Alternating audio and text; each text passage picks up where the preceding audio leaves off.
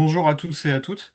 Très heureux de vous retrouver aujourd'hui. Moi, je suis donc Ludovic Ami, je suis effectivement le créateur et le gérant d'Urbanoe, une structure qui est axée à la fois sur la renaturation et la régénération aquatique, plus spécifiquement en milieu aquatique. On va parler aujourd'hui de l'approche low-tech fondée sur les processus qui nous vient du terme anglais, LTPBR, donc Low Tech Processus Based Restoration, puisque en fait, on le verra, mais c'est une pratique qui nous vient des États-Unis. Un découpage en quatre parties à peu près. On verra pourquoi on s'intéresse à cette nouvelle approche de la restauration des cours d'eau. On refera un point, enfin, je referai un point sur l'évolution des milieux rivières dans le temps, donc à l'échelle des temps géologiques, et puis on verra comment aujourd'hui on appréhende cette partie fonctionnalité des rivières et comment on passe d'une pratique de la restauration à une pratique de la régénération, un nouveau terme qui entre dans le paysage. Une troisième partie, alors là, beaucoup plus pratique, mais effectivement pour voir ce que sont les ouvrages low-tech de restauration ou de régénération et comment ils permettent de régénérer à l'échelle des hydrosystèmes, plus spécifiquement. Et puis on terminera avec cette partie qui nous intéresse plus aujourd'hui, hein, mais ce lien avec le cycle carbone. Alors sur cette première partie du pourquoi on s'intéresse à cette nouvelle approche hein, de la restauration, quelques chiffres pour bien comprendre ce qui se passe à l'échelle des paysages fluviaux notamment, mais 90% des plaines alluviales, que ce soit nord-américaines ou européennes, sont aujourd'hui considérées comme fonctionnellement éteintes. Ça, c'est un chiffre qui est tiré d'une étude déjà de 2002, donc il y a plus de 20 ans, où déjà on mettait en exergue que en fait, les aménagements ont favorisé ce qu'on appelle la déconnexion des processus hydrogéomorphologiques. Et un deuxième terme qui me semblait intéressant d'introduire, c'est que le nombre de bois aujourd'hui dans les rivières et le volume de bois est 10 à 100 fois inférieur par rapport à un état naturel. Donc ça aussi, c'est des chiffres qui sont tirés d'une étude de 2017.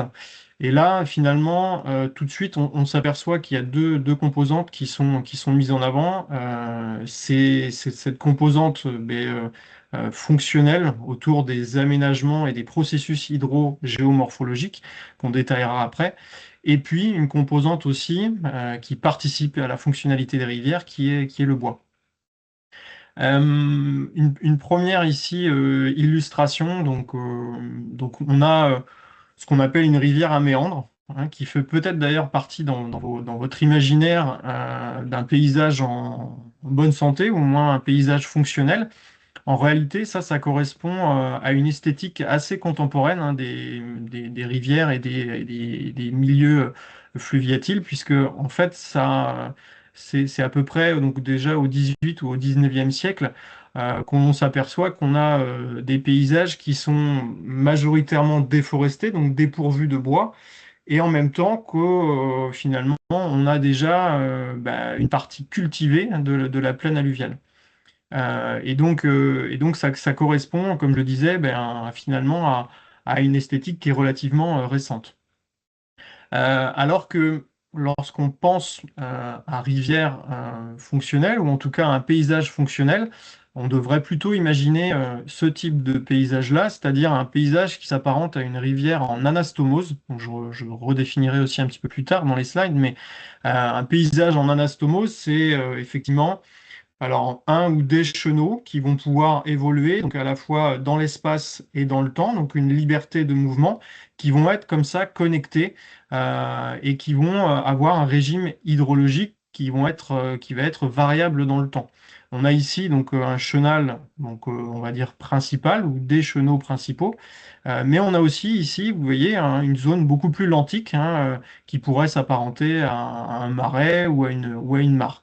Donc voilà ce qu'est finalement un bassin versant naturel avec une rivière fonctionnellement en bonne santé.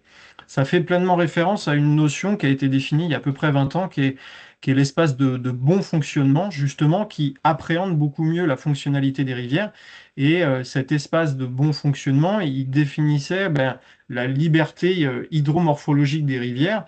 Donc avec, encore une fois, vous le voyez au milieu, tous les chenaux qu'on peut voir, et en même temps des annexes fluviales, annexes hydrauliques, hein, qui temporairement vont être connectées, déconnectées.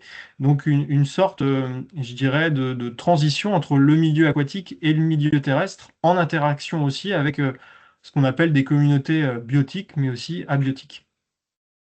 Alors, on s'intéresse aussi à ces techniques-là aujourd'hui, cette nouvelle approche de la restauration des cours d'eau, tout simplement parce que on n'a pas tout à fait atteint le bon état écologique, hein, des rivières. On avait une échéance à 2027 où on devait notamment atteindre le bon état écologique. En réalité, on a encore à reconquérir 56% des masses d'eau sur ce bon état écologique et 32% si on considère le bon état chimique. Donc, on peut poser déjà un certain nombre de constats, c'est que les efforts de la restauration de ces pratiques de rivière peinent un petit peu déjà à couvrir l'ensemble du linéaire. On a des moyens financiers qui sont en diminution, et puis on a encore beaucoup dans ces pratiques de restauration. On va venir cibler finalement le milieu rivière avec le chenal principal, alors qu'on pourrait aussi prendre un petit peu de hauteur, et on le verra que c'est intéressant de le faire, notamment pour définir ce qu'on appelle un paysage fluvial en bonne santé, mais prendre de la hauteur pour intégrer toutes les interactions qu'il peut y avoir avec le lit de la rivière. Ça, c'est basé aussi sur un constat, c'est que ces pratiques de restauration des rivières, elles étaient basées sur la balance de Lane notamment, qui définissait l'équilibre notamment des milieux rivières entre des apports sédimentaires, l'hydrologie, la pente, mais qui oubliait la partie du bois et de la considération du bois comme un élément majeur dans l'équilibre des rivières. Donc ça, c'est des travaux qui ont notamment été remis en goût du jour et qui permettent aujourd'hui de mieux considérer le bois dans les rivières par les chercheurs Guillaume Piton et Quignou depuis 2022.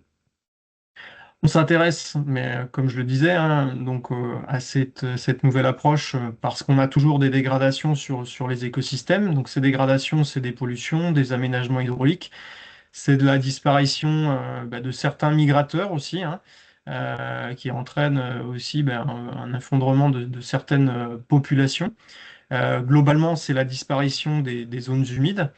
On peut citer alors, une pathologie, hein, des milieux rivières qui est l'incision des lits fluviaux, c'est-à-dire l'effondrement du lit de la rivière, qui va être provoqué par des aménagements hydrauliques parfois.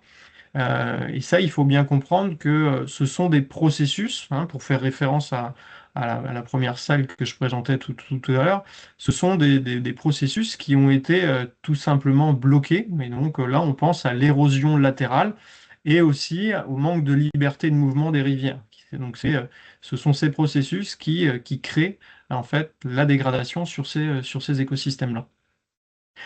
On s'y intéresse aussi donc parce que tout simplement donc on est assujetti, je dirais, au changement climatique, hein.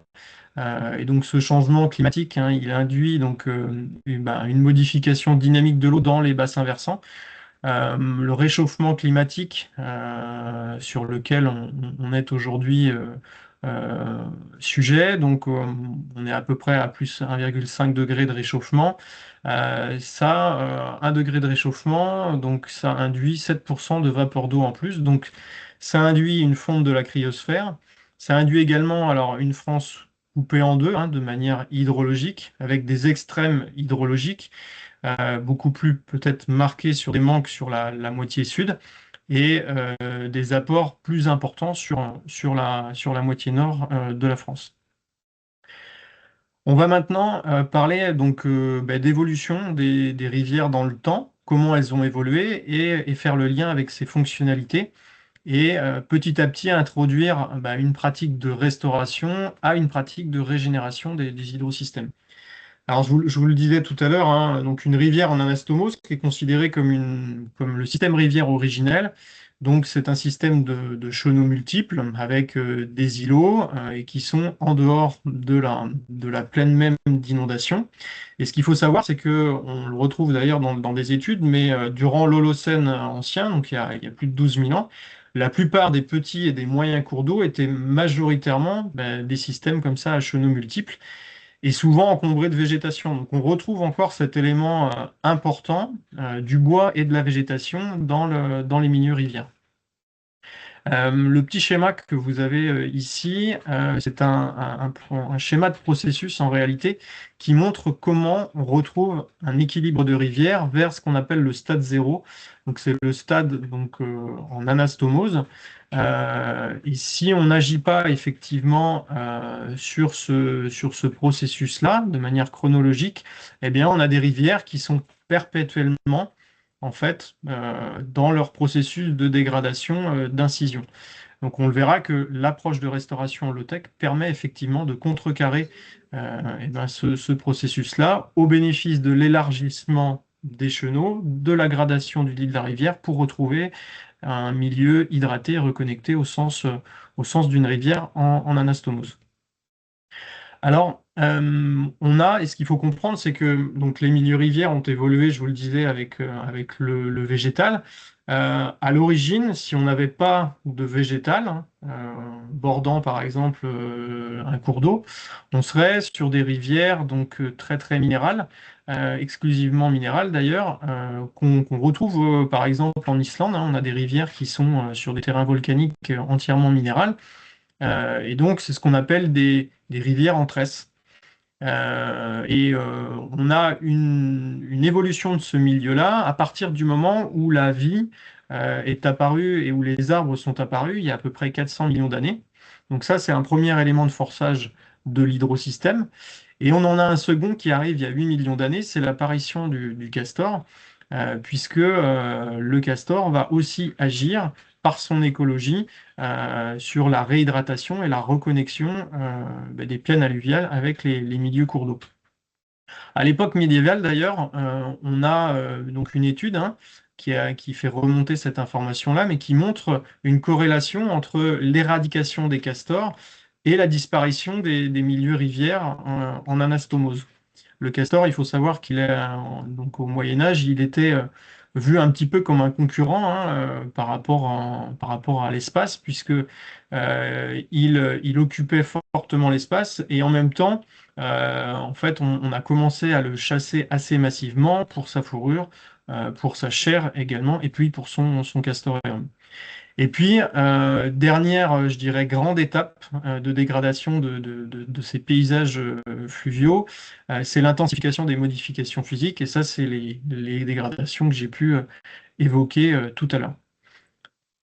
Alors, on a depuis, je le disais, depuis 1995, donc depuis 20 ans, on cherche à mieux définir la fonctionnalité des rivières, hein.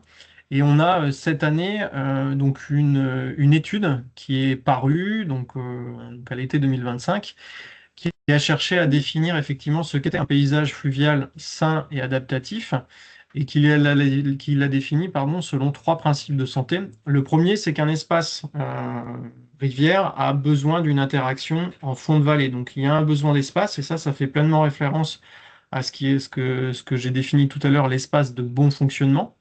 Deuxième principe clé, c'est que la complexification hydraulique est importante et on a besoin aussi de variabilité dans les structures naturelles. Donc, variabilité non seulement dans le dimensionnement, mais aussi dans la nature des matériaux, donc le bois, le minéral. Et tout ça au bénéfice de la diversification des temps de résidence de l'eau.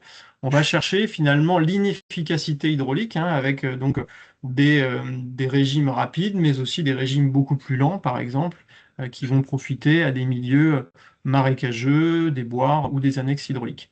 Donc tout ça a un intérêt, hein. C'est pas simplement faire de l'analogie pour de l'analogie avec la santé, mais c'est de construire la robustesse des paysages fluviaux et de pouvoir mais s'adapter aussi au changement climatique qui induit des tensions grandissantes sur ces milieux-là. Alors c'est pour ça qu'on utilise de plus en plus une nouvelle sémantique hein, entre restauration et régénération. La restauration étant basée sur les formes et la régénération basée sur les processus. Donc vous pouvez voir ici que sur la restauration d'un milieu donné, donc là en l'occurrence c'était un canal bétonné, on utilise donc des moyens génie mécanique type pelleteuse pour déconstruire. Donc ça, c'est une première étape essentielle donc, aux deux pratiques d'ailleurs. Mais on le verra que ensuite, et notamment dans la régénération sur les processus, on va utiliser le bois et l'énergie du système, à la différence de la restauration donc basée sur les formes, où on va induire l'utilisation de moyens mécaniques, donc type pelleteuse, camion, et où on va aller chercher des matériaux en dehors du site et on va aussi, et ça c'est assez caractéristique, chercher à maintenir le milieu par rapport à un espace donné et à lui induire une forme. Donc ça, c'est la pratique de restauration de ces milieux rivières-là, qui sont parfois essentiels, hein, dont on ne peut pas se passer, hein. Parfois, on ne pourra que s'inscrire dans cette pratique-là. Mais aujourd'hui, on a une nouvelle approche et qui nous permet de questionner nos pratiques. Je pense qu'il faut il faut l'envisager sous cet angle-là. Donc, dans cette approche de régénération des processus, hein, on va finalement confier l'évolution et, je dirais, la décision presque au milieu rivière grâce à l'énergie et notamment l'énergie hydraulique. Donc, on est sur la régénération des processus, sur des techniques hein, qui font appel à beaucoup moins d'énergie et qui sont beaucoup moins coûteuses sur le plan financier. Alors, on va rentrer plus dans le détail maintenant sur un côté vraiment pratique de ces ouvrages low-tech, hein, comment ils permettent de restaurer et de régénérer, là pour le coup, à l'échelle des hydrosystèmes. Donc, je l'ai évoqué, mais voilà, il faut bien comprendre que ces principes de régénération, ils s'appuient sur deux processus en particulier. Donc à la fois le bois mort et en même temps les effets des constructions Castor, puisque on l'a vu, hein, le bois et les ouvrages jouent un rôle essentiel dans les processus hydromorphologiques. Ça répond à des principes clés là aussi. Le premier, c'est que le désordre doit être mimé.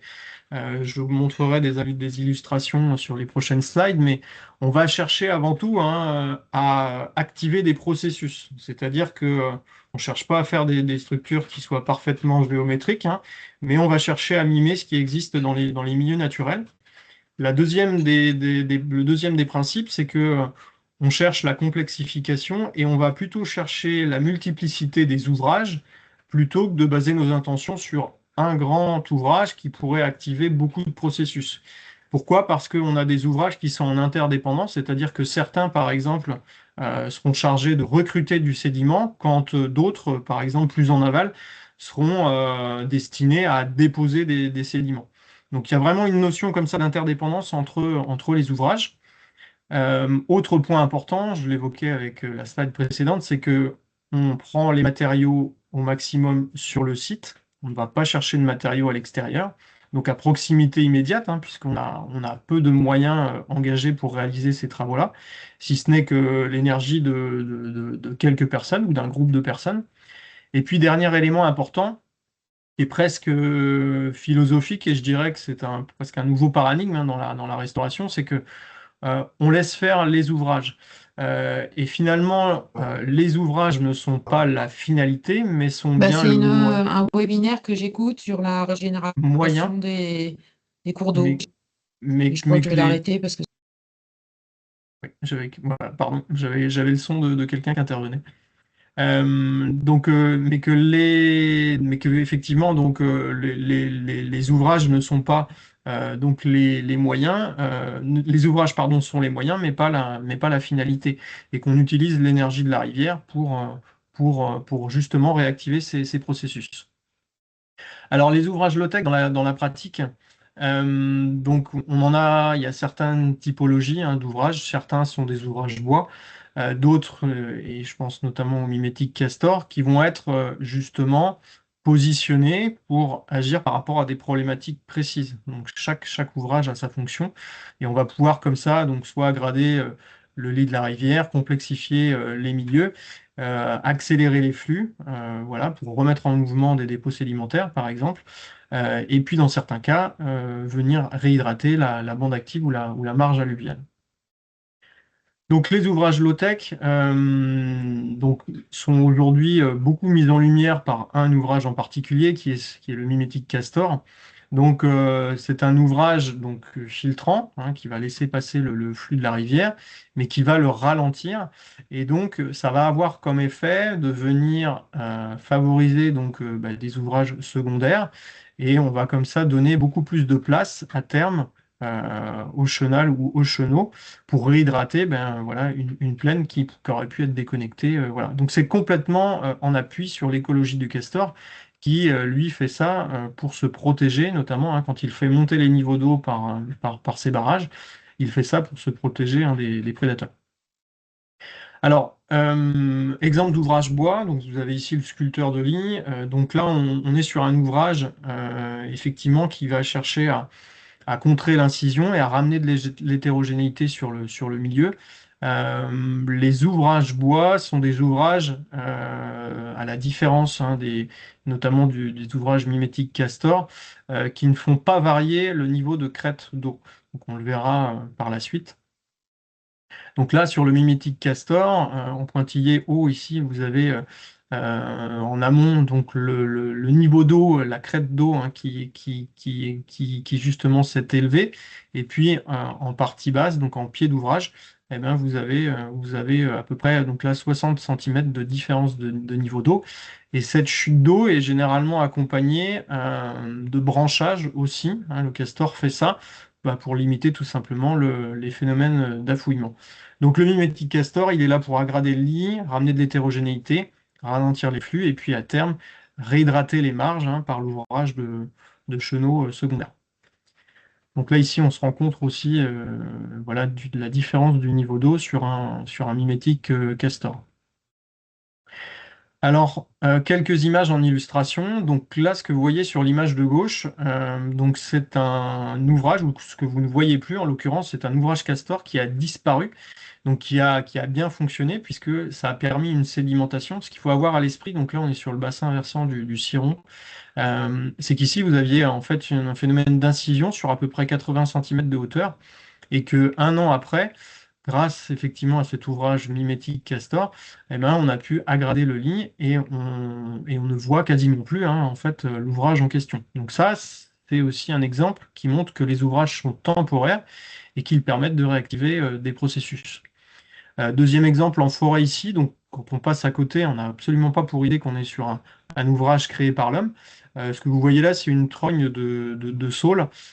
Et donc, en fait, on est venu récéper en fait, ce saule-là et venir mailler les branchages pour venir combler le processus d'incision à l'œuvre ici dans cette forêt. Alors, si aujourd'hui on parle beaucoup de ces techniques-là, c'est que effectivement, donc je le disais en introduction, elles nous viennent des États-Unis, hein. On est à peu près à 15 à 20 ans de recul maintenant d'expérience sur ces pratiques-là et de suivi scientifique aussi, ce qui fait qu'on a un certain nombre d'études qui nous permettent aujourd'hui de faire donc, du consensus scientifique sur un certain nombre de paramètres. Et ça, c'est aussi important de le rappeler, puisqu'on n'est pas simplement sur, je dirais, une intention de faire du biomimétique, mais on est aussi en appui sur des études scientifiques. Alors, on va maintenant parler des interactions beaucoup plus directes qu'il peut y avoir entre donc, le cycle du carbone et ces ouvrages, qu'on qualifie d'ailleurs d'ouvrages low-tech, bas carbone par définition. Donc ici, vous avez un diagramme de résilience donc, des opérations de restauration de cours d'eau. Donc en abscisse ici, vous avez alors le nombre de processus santé donc réactivés sur une échelle de 1 à 4 au titre de l'étude donc de principe de santé des paysages fluviaux. Et en parallèle, vous avez sur les ordonnées ici le niveau de moyens mécaniques mobilisés. Et donc, si on veut effectivement avoir des pratiques qui soient résilientes, donc qui engagent un maximum de processus avec un minimum de moyens, il faut se situer dans ce rectangle-là, en partie haute. Alors vous le voyez, l'écologie du castor, elle est placée ici. Pourquoi? Parce que tout simplement, hein, le castor alors, permet de réactiver un grand nombre de processus avec un minimum de moyens, puisque ça fait partie de son écologie et de sa vie. Vous avez juste en dessous donc cette approche low-tech basée sur les processus. Et puis vous avez la restauration ici morphologique traditionnelle dans lequel on va retrouver par exemple du reméandrage, du recalibrage. Donc toutes ces techniques qui engagent finalement beaucoup de moyens, malgré qu'elles réactivent un grand nombre de processus, eh ben, sont beaucoup moins résilientes. Alors cette approche du cycle du carbone dans les paysages fluviaux, il a été étudié notamment dans un document qui est le plan d'action pour le climat en eau douce, un document qui a été rédigé par deux chercheurs, Fairfax et Jordan, donc deux chercheurs américains, et qui, eux, avaient effectivement, donc sur appui d'études scientifiques, montré que des plaines alluviales donc déconnectées permettaient de séquestrer beaucoup moins de carbone. Donc ça, c'est un élément important à prendre en compte et qui est aussi documenté. Je vais maintenant vous alors, rappeler très rapidement, mais effectivement certains éléments du cycle du carbone, et notamment des temps de résidence en fonction de la nature du carbone. Aujourd'hui, le cycle du carbone, on va retrouver donc alors des éléments notamment donc, dans l'atmosphère, dans l'hydrosphère et dans la lithosphère. Dans l'atmosphère, on considère que les molécules de CO2 donc, sont séquestrées à peu près 100 ans. Dans les eaux superficielles donc, des hydrosphères, donc, c'est-à-dire dans les premiers 100 mètres, on est sur 385 ans. Dans les grands fonds marins, on est sur 1000 ans. Et puis dans la lithosphère, on est sur à peu près 200 millions d'années. Donc ça veut dire que en fonction effectivement de là où va se trouver le carbone, eh ben, on a des temps de résidence qui sont plus ou moins importants. Ces interactions avec le cycle du carbone, elles sont notamment induites par la photosynthèse alors, donc des plantes, la respiration également des plantes, donc à la fois sur de l'émission et sur de la captation. À l'échelle des hydrosystèmes, donc, on a aussi ce qu'on appelle le CO2 dissous, hein, et donc ces océans représentent des grands puits de carbone. Là, on peut voir que ce sont 39 000 donc, gigatonnes qui sont stockées.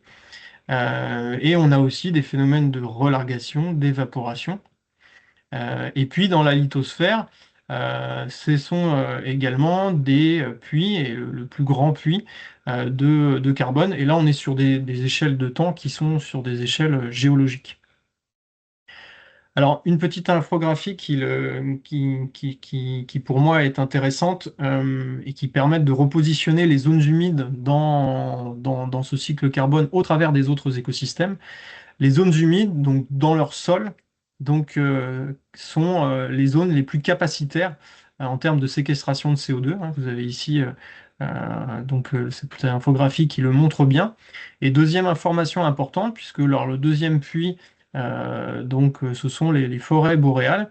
Et donc ça nous montre une chose, c'est que la séquestration du carbone, elle est variable aussi en fonction des températures donc de l'humidité d'une part, mais aussi en fonction des températures, et que on va séquestrer du carbone sur des températures beaucoup plus basses. Alors comment ça fonctionne à l'échelle d'une zone humide plus particulièrement? Donc on est sur des cycles, donc la photosynthèse donc, par les plantes donc qui va permettre effectivement de capter du CO2. Une partie va servir justement eh ben, à construire de la matière, donc ce sont les parties végétales de la plante, aussi bien aériennes mais aussi racinaires, donc on a une partie de séquestration ici. On a la respiration de la plante également qui va venir relarguer du CO2. Cette matière organique qui, en fonction des saisons, par exemple, va venir ensuite se déposer dans le fond, donc va être en partie séquestrée. Et à ce moment-là, donc, on a ce qu'on appelle donc la, la, la fermentation. Donc là, on est sur un mécanisme qui est la méthanogénèse, hein, donc, où on va avoir une partie qui va être relarguée et donc, avec ce gaz qui est 50 fois plus émanateur, malheureusement, que le CO2. Donc là, on est sur un cycle naturel et le CO2 va ensuite regagner, regagner l'atmosphère.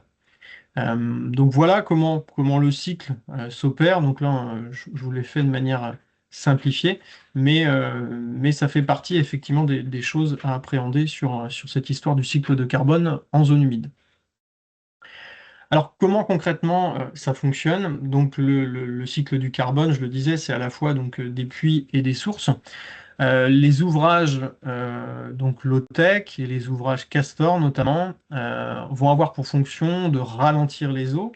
Donc ça va créer des zones plus ou moins saturées qui vont favoriser le piégeage de la matière organique et comme je le disais auparavant, qui vont venir capter les sédiments.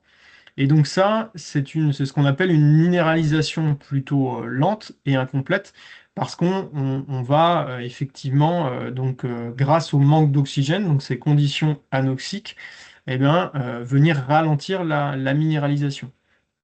Et on a aussi en parallèle ces ouvrages qui vont à un moment donné favoriser aussi la végétation aquatique et riveraine. Et comme on l'a vu, ça aussi c'est une part de séquestration du carbone dans les parties notamment tiges et racines de la plante. Donc, ce qu'il faut avoir à l'esprit, c'est que lorsque on crée des ouvrages castors, du ralentissement et notamment des prairies, zones humides créées par les castors, on a plus de chances de stocker du carbone durablement dans les sédiments au lieu qu'il soit renvoyé dans l'atmosphère. Le stockage du carbone, il a été notamment évalué dans une étude en 2018 qui a montré que entre une prairie sèche, dépourvue d'activité de castors, et une prairie où les castors sont actifs et effectivement participent à l'ennoiement du milieu, on est sur un stockage qui est 14 fois supérieur, hein. On passe de 100 tonnes à 1400 tonnes de carbone par hectare. Et de même, on a cette étude de 2013 qui montrait que on avait une variabilité qui passait de 8% du stockage total de carbone dans le paysage à 23% quand les castors étaient effectivement présents sur site. Donc cette idée, elle forme un consensus, hein, c'est que ces ouvrages et ces milieux qui sont créés directement par l'activité des castors, du coup, participent ou ont participé aussi historiquement à constituer des puits de carbone dans ces paysages-là. Alors, je vais maintenant prendre un peu plus de hauteur et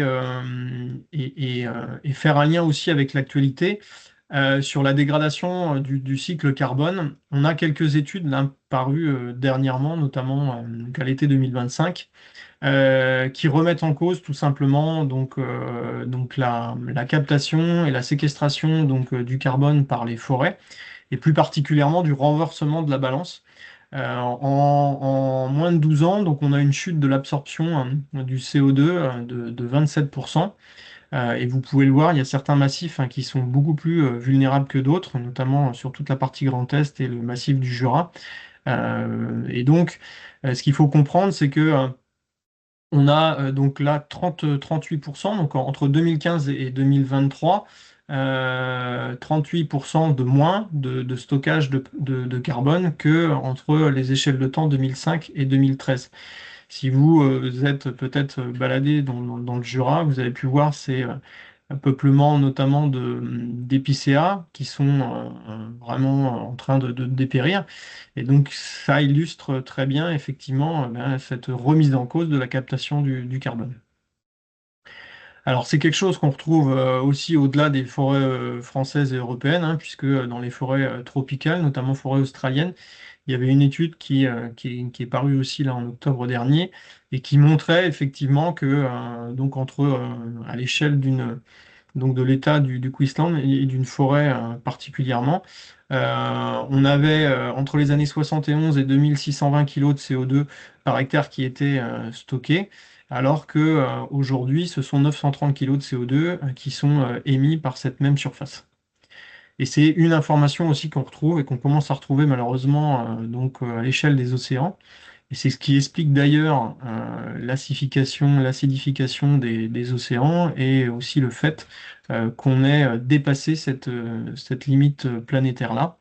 Donc voilà, donc tout ça pour remettre en perspective un petit peu, on va dire, le cycle du carbone qui est lié aux zones humides dans ce grand cycle du carbone qui est lui aujourd'hui en dégradation. Malgré tout, il y a quand même une information positive, c'est que dans une étude parue cette année, il y a une courbe qui me paraissait être important de présenter, c'est la courbe donc de séquestration du carbone dans le temps et notamment celle des zones humides. Donc c'est cette courbe-là et vous voyez qu'elle est relativement stable depuis les années 90, donc jusqu'à aujourd'hui.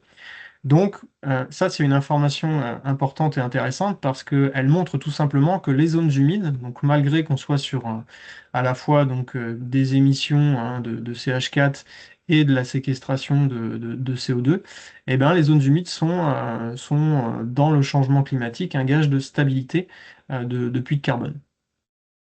Alors ce cycle, il est dégradé, donc on vient de l'évoquer, par le changement climatique. Il est dégradé par donc la pollution également, donc pollution d'eutrophisation qui participe finalement à une minéralisation rapide. Les phénomènes donc d'artificialisation et de rectification des cours d'eau qui eux aussi, donc on l'a vu, hein, venaient dégrader la partie fonctionnelle des cours d'eau, mais qui dégradent aussi tout autant le stockage du carbone, notamment dans les berges ou dans les plaines alluviales, et qui favorisent l'exportation du carbone sédimentaire notamment. Globalement, l'assèchement et la perte des zones humides, qui favorisent aussi une minéralisation beaucoup plus rapide de la matière organique. Et une chose aussi importante, c'est que les espèces ingénieurs hein, qui sont liées à ces milieux humides favorisent aussi le piégeage du carbone, notamment dans les dépôts tourbeux. Et je pense là à deux espèces en particulier, mais le lombric et bien sûr le castor. Tout ça pour vous montrer que du coup ces dégradations qui aujourd'hui sont à l'œuvre eh ben, amènent progressivement à faire de ces lieux des lieux d'export du carbone plutôt que des lieux de transformation lente du carbone. Alors on observe de la variabilité de ces paramètres aussi hein, sur la séquestration, la fréquence d'inondation notamment. Donc ça c'est quelque chose qui a été documenté aussi, mais plus vous allez avoir un milieu qui va être fréquemment et fortement inondé, et plus vous allez donc séquestrer et favoriser le dépôt notamment de sédiments qui vont être riches en matière organique et en dépôt de carbone fibreux. L'âge de l'étang, alors quand on dit l'âge de l'étang, c'est l'âge du milieu recréé hein, par les ouvrages Castor et par l'écologie du Castor.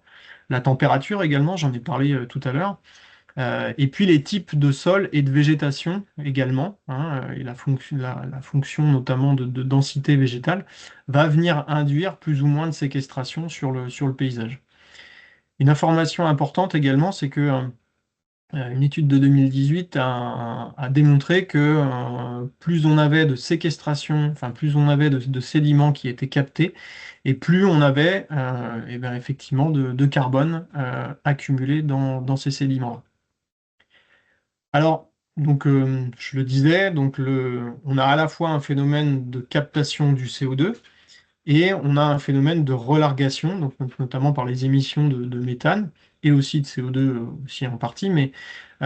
Et donc finalement, les prairies à castor ou les zones humides à castor ne font pas exception de ça, hein. Le CH4 aujourd'hui qui est relargué à l'échelle des émissions mondiales, c'est 20 à 30%, hein. Les zones humides représentent 20 à 30% de ces émissions-là. Et c'est des choses aussi qui sont naturellement mises en avant dans les études. Mais on a une information importante aussi qui permet de nuancer un petit peu ce propos, c'est que notamment une étude en 2024 qui montrait que on passait donc de sources de carbone à puits de carbone en à peu près environ 4 ans. Donc dans les 4 premières années, vous avez une balance qui est favorable aux émissions et à partir de 4 ans, vous avez une balance qui devient favorable à la séquestration. Donc, sur le bilan carbone, très clairement, il n'y a pas de consensus scientifique. Aujourd'hui, on a aussi finalement des études, on a un manque d'études, mais c'est aussi mal étudié, peu étudié, mal quantifié à cause de l'hétérogénéité des paysages et ça mériterait aussi de s'y intéresser à différentes échelles spatiales. Pardon.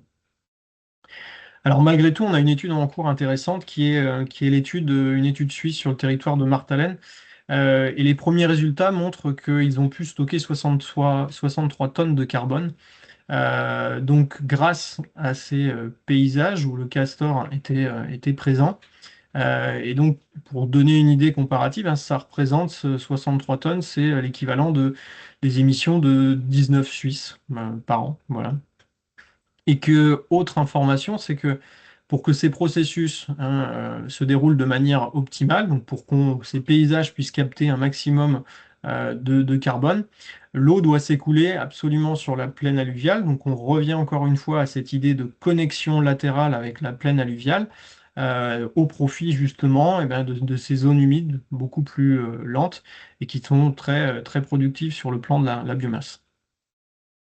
Alors, autre étude qui est là, une étude prédictive sur l'expansion du castor en Alaska arctique, puisque effectivement la fonte du pergélisol, du coup engendrée par le changement climatique, du coup induit de la fonte des glaces et une libération à la fois du CO2 et du CH4 qui étaient emprisonnés depuis des temps assez lointains. Cette étude montre qu'il y a une augmentation de 600% donc depuis donc les années 50 et que ça pourrait encore doubler d'ici 2050. Donc bien sûr que c'est des informations qui sont assez fortes, mais il faut comprendre encore une fois que ce n'est pas le castor qui est le problème, là c'est en l'occurrence plus un révélateur, et que ce sont bien donc le changement climatique qui est à l'origine de ces émissions-là. Et une autre étude sur la toundra arctique et qui montrait notamment une chose intéressante, c'est que on retrouve donc dans les étangs de castor beaucoup moins de bactéries et de champignons qui sont favorables à la méthanogénèse, comparativement à des étangs ou des milieux où le castor n'était pas présent. Alors en conclusion, nous avons, je pense, intérêt à ralentir les eaux. Pourquoi? Parce que le cycle du carbone est intimement lié au cycle de l'eau, et que finalement, ben, cette approche low-tech de la restauration des paysages fluviaux permet d'agir sur les deux. On l'a vu, hein, ça permet de stocker du carbone, donc dès les premières années, malgré qu'on ait des émissions de méthane et que le stockage du carbone est proportionnel à l'accumulation des sédiments. Donc même si on n'a pas de consensus aujourd'hui et qu'il y a besoin d'études complémentaires, on sait que donc, ces zones humides et ces paysages fluviaux, alors en bonne santé, hein, comme on l'a vu suivant les principes qui ont été énoncés, permettent de reconnecter en fait la plaine à son cours d'eau et que ça, c'est un gage de stabilité du coup dans la séquestration du carbone. Alors à l'heure où effectivement ben, ces puits de carbone notamment les puits de carbone forestiers, commencent à être remis en cause. On aurait effectivement tout intérêt à maximiser les actions qui régénèrent les plaines alluviales en augmentant l'espace, les connectivités, comme je l'ai énoncé. Tout ça, c'est intéressant de le penser et de petit à petit le proposer dans les pratiques de restauration pour construire la robustesse de ces hydrosystèmes-là et de gagner en adaptabilité. Ça, d'un point de vue un peu plus philosophique, hein, ça rétablit aussi et ça rappelle que ben, les écosystèmes ils sont faits de gains et de pertes et que en tous les cas, à chaque fois, c'est au profit de l'équilibre du milieu et que ça replace d'une certaine manière ben, une forme d'humilité aussi et d'incertitude même voilà, assumée dans les approches de restauration. Et ça, c'est quelque chose de nouveau. Alors pour terminer, quelques ressources si le sujet vous intéresse, mais je vous invite chaleureusement à lire le livre de Baptiste Morisot et Sulianowski, Rendre l'eau à la terre, qui traite effectivement de cette approche de restauration. Donc vous avez aussi, alors si vous vous intéressez vraiment plus au castor, vous avez Rémi Louglia qui est docteur en histoire et qui a notamment bien documenté cette approche historique de l'évolution des milieux-rivières avec le castor. Si cette approche pratique de restauration vous intéresse, mais vous avez le guide de terrain qui est paru cette année grâce notamment à l'association MAPCA et à l'association Auvergne-Rhône-Alpes. Et puis vous avez également donc le mémoire de Kevin Vical qui justement a retracé toute cette approche et ces techniques de restauration et qui a réalisé son stage donc sur l'agence de l'eau donc du bassin Rhône-Méditerranée-Corse et différentes informations que vous pourrez retrouver aussi, notamment sur le bois flottant, avec les chercheurs, notamment Guillaume Piton et Ben Axas. Voilà, j'en ai terminé. Je vous remercie de votre écoute et si vous avez des questions, j'y réponds avec plaisir. Merci beaucoup Ludovic pour cette présentation qui illustre bien à quel point ce sujet est à la croisée d'enjeux, tant sur la qualité de l'eau que le changement climatique, et puis aussi avec plein d'effets indirects. Je pense que c'est un sujet qu'on n'a pas forcément l'habitude de voir traité au pôle, mais qui est pourtant une très bonne illustration de cette semaine thématique et de l'apport du végétal pour la décarbonation. Donc voilà, merci beaucoup. Je vois qu'il y a eu deux questions dans le chat. Alors la première, c'était à propos d'un des premiers schémas que tu as présenté. Thierry nous demande si le bois, est-ce que c'est de la ripisylve ou les embâcles? Alors, je ne sais pas si Thierry, vous souhaitez prendre la parole pour préciser votre question et la poser directement à Ludovic.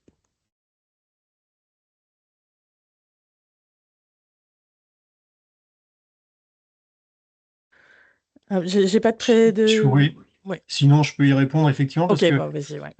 donc effectivement, c'est une bonne question et parce que ça permet aussi de replacer la ripisylve donc comme un élément fondamental.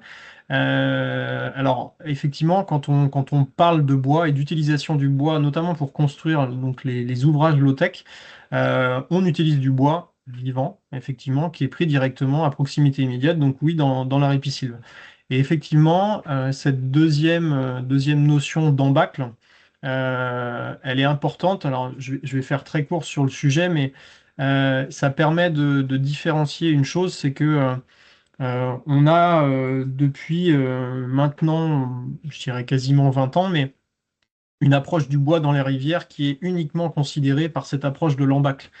Et en fait, donc notamment, je citais Guillaume Piton, hein, qui est un chercheur à l'INRAE, qui a beaucoup documenté effectivement le bois dans les rivières, et notamment dans des enjeux de risque.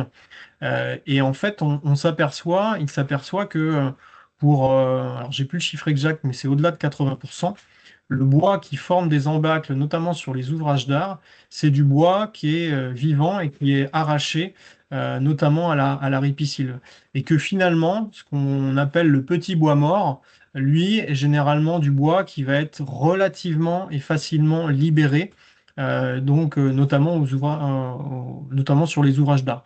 Donc voilà, il faut bien effectivement faire la différence entre le bois mort qui est plutôt circulant, du bois vivant qui peut être, lui, justement recruté ben, sur les berges et qui, lui, va possiblement former des embâcles. Mais voilà, la question est beaucoup plus large parce que voilà, ça fait référence à des notions d'ouvrage d'art notamment, quoi.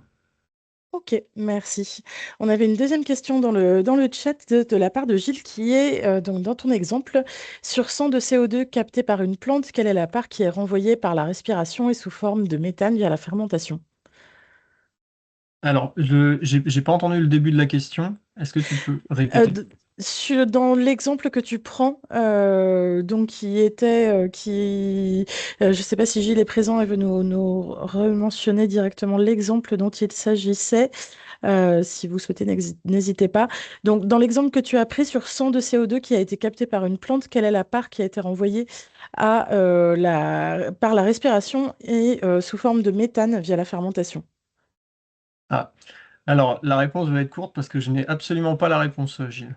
Voilà. Bon, très bien. Donc, c'est une question hyper intéressante, mais effectivement, je ne suis pas assez compétent sur la question pour répondre. Très bien, ça marche. Alors Sylvie, je vois que vous avez la main levée. Est-ce que vous souhaitez vous exprimer directement pour poser une question à Ludovic?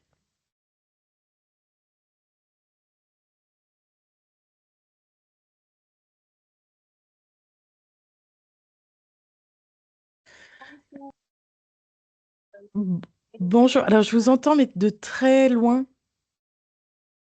Je disais félicitations à monsieur pour sa présentation. On a beaucoup vraiment appris. Maintenant, j'aimerais qu'il revienne au niveau du chemin de carbone, là, le cycle de carbone qu'il a présenté. Je n'ai pas vraiment bien suivi la partie. Alors, je j'ai pas saisi de quel schéma il est question exactement. Est-ce que vous pouvez repréciser? Oui, concernant le cycle de carbone, comment ça en absorbe et comment c'est utilisé. Il y a un chemin où je voyais photosynthèse, respiration. Ah, alors c'est un schéma aussi que je pourrais que je pourrais retransmettre, mais alors c'est peut-être ce schéma-là. Alors hum, je vais essayer d'y revenir rapidement. Hop. C'était à l'échelle peut-être du cycle du carbone. Alors vous allez me dire si c'est celui-là. Mais effectivement, il y a plusieurs interactions donc sur le cycle du carbone. Euh, avec le CO2 et avec le CH4. Euh, hop. Alors, est-ce que c'est... euh, hop, on va faire le partage d'écran.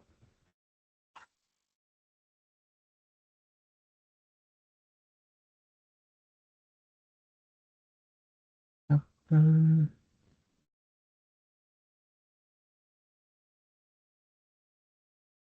est-ce que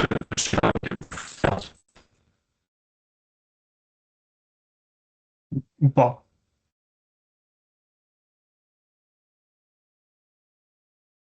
Non, peut-être Mm. pas. Sylvie, vous nous entendez toujours? Ludovic vous demandait, je pense, si c'était le schéma auquel vous faisiez référence dans votre question.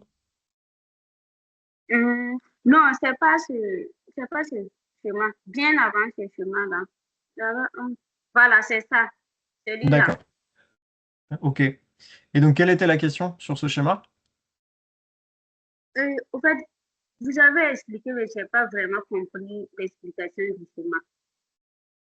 D'accord. Alors, en fait, c'est tout simplement pour montrer à quel niveau on retrouve soit de la séquestration du carbone, donc soit comment est capté le carbone, soit comment il est relargué et mis dans l'atmosphère.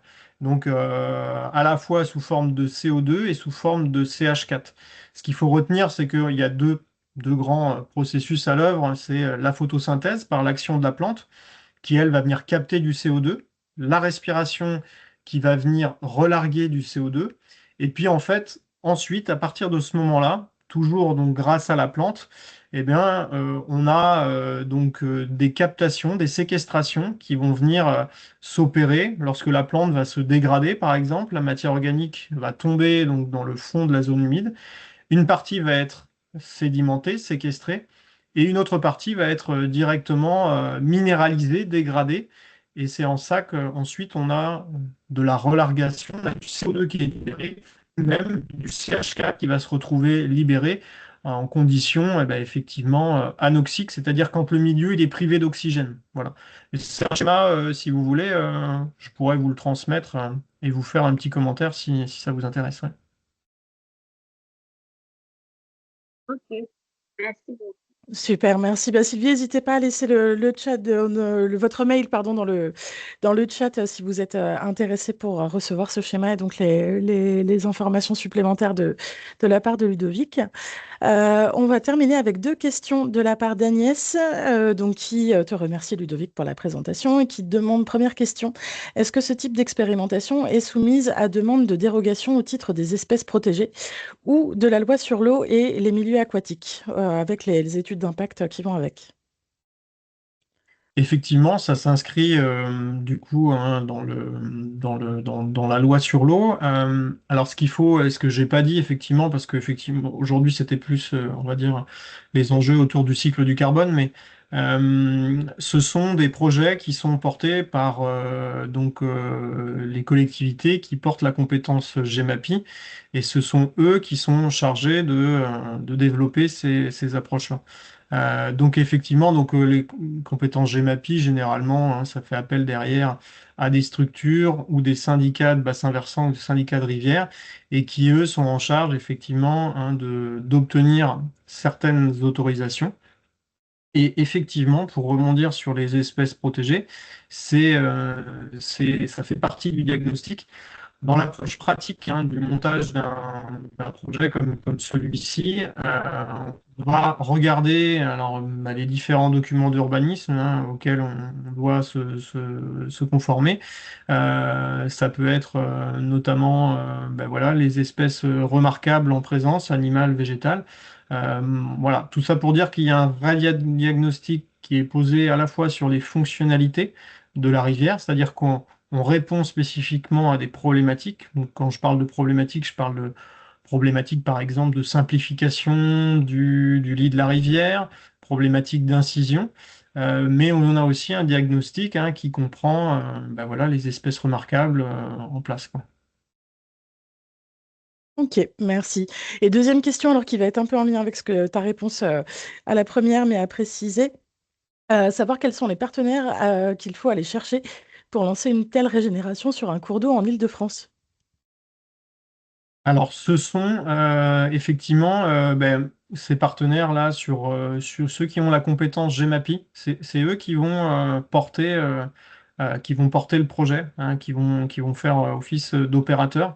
Voilà, il suffit de les contacter et de travailler ensemble à la construction d'un projet, quoi.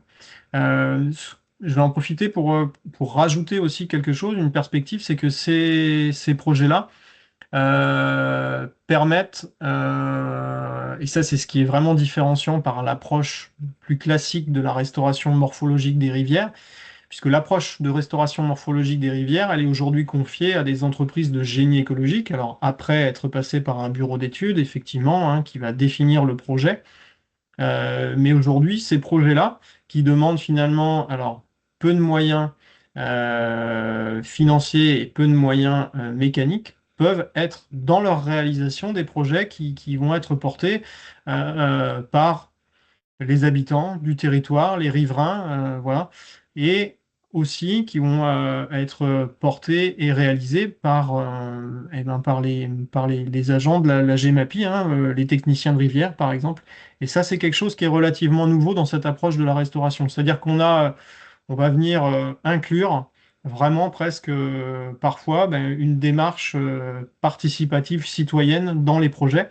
Et ça permet une chose, ça permet non seulement de faire prendre conscience de la vulnérabilité de ces milieux-là, et puis ça permet de prendre soin aussi plus globalement, puisque en ayant participé à des projets comme ça, on sera aussi beaucoup plus sensible au suivi et je dirais il y aura presque un lien affectif qui sera fait soit avec le projet ou avec la rivière, et plus globalement aussi avec les gens auxquels vous aurez participé à restaurer ce milieu rivière. Ok, merci. Et on va terminer avec une dernière question de la part de Thierry, qui est donc le coût des travaux low-tech paraît minime, mais qu'en est-il du coût de la maîtrise foncière? Alors l'enjeu du foncier, c'est un gros enjeu puisque effectivement, hein, tous ces projets sont soumis à accord des propriétaires. Donc quand vous avez un propriétaire foncier sur par exemple un tronçon de allez, 2 à 3 km de rivière qui est à peu près l'échelle qui devient intéressant de porter sur ces projets de régénération, C'est relativement simple, puisque vous allez avoir une personne à contacter et un accord à solliciter. En réalité, en France, dans de nombreux cas, on est sur une multiplicité de propriétaires, et c'est là où finalement les choses deviennent un petit peu plus complexes, mais pas compliquées.